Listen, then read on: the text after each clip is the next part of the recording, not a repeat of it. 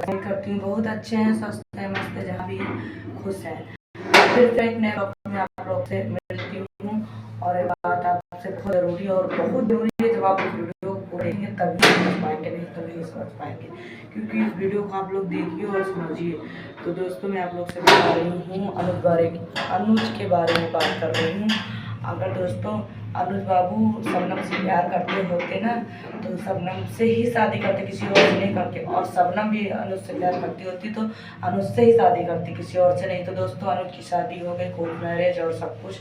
जिससे हुई है शादी वो है वही लड़की जो जिससे सगाई हुई थी, उसका नाम है पूनम।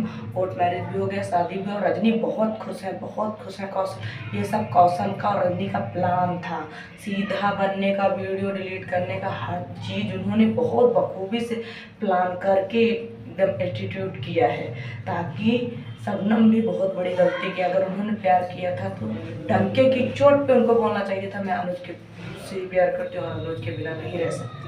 वो बोली होती तो आज ऐसा दिन नहीं देखना होता शबनम। आई दोस्तों तो आपको